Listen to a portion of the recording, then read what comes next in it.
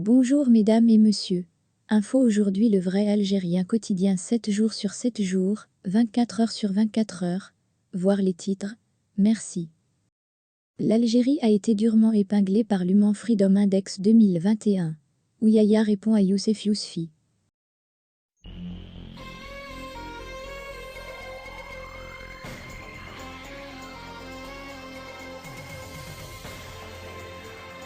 L'Algérie a été durement épinglée par l'Human Freedom Index 2021.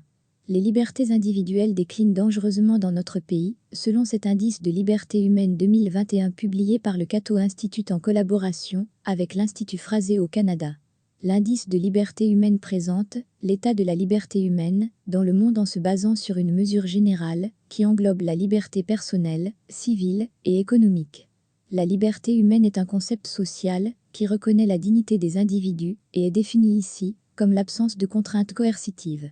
Parce que la liberté a une valeur intrinsèque et joue un rôle dans le progrès humain, elle mérite d'être mesurée avec soin. L'indice de liberté humaine est une ressource qui peut aider à observer plus objectivement les relations entre la liberté et d'autres phénomènes sociaux et économiques, ainsi que la manière dont les différentes dimensions de la liberté interagissent les unes avec les autres. L'indice utilisait 76 indicateurs distincts de liberté personnelle et économique dans les domaines suivants: état de droit, sécurité et sûreté, mouvement, religion, association, assemblée et société civile, expression et information, identité et relations, taille du gouvernement, système juridique et droit de propriété, accès à l'argent sain, liberté de commerce international, réglementation du crédit, du travail et des affaires. Le HFI est l'indice de liberté le plus complet créé jusqu'à présent pour un ensemble de pays significatifs au niveau mondial. L'IM couvre 165 pays pour 2021. L'indice classe les pays à partir de 2008, l'année la plus précoce pour laquelle un indice suffisamment robuste a pu être produit.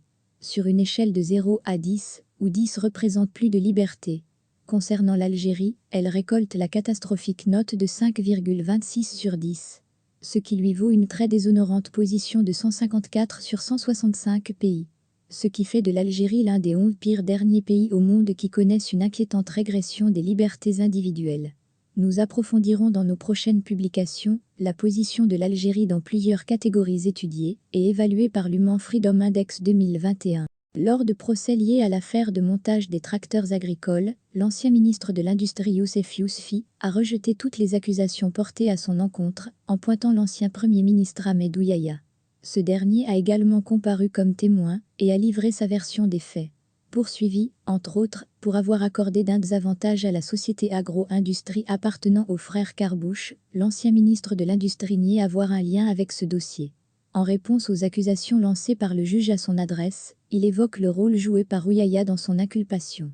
Lors de l'audience d'hier, et alors que le juge lui a signifié qu'il avait transmis une liste additionnelle de 10 sociétés, dont Agro-Industrie, pour le montage de tracteurs, sans que cette dernière soit éligible à cette activité. Précise encore le même journal, Yousfi n'a pas manqué de charger l'ancien Premier ministre.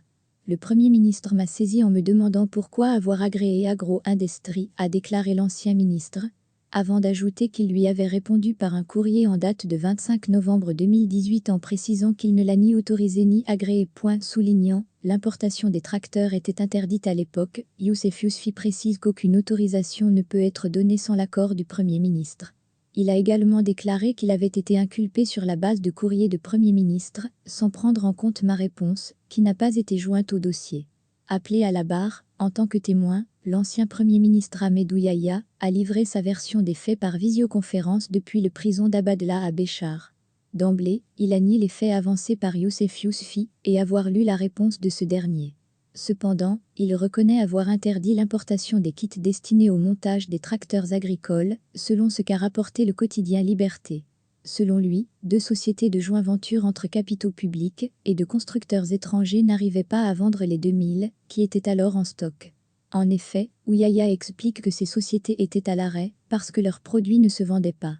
Cela pour arriver aux raisons ayant poussé les autorités à restreindre les importations de véhicules.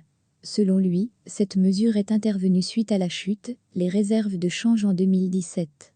Les réserves de change ont chuté à 60 milliards en 2017.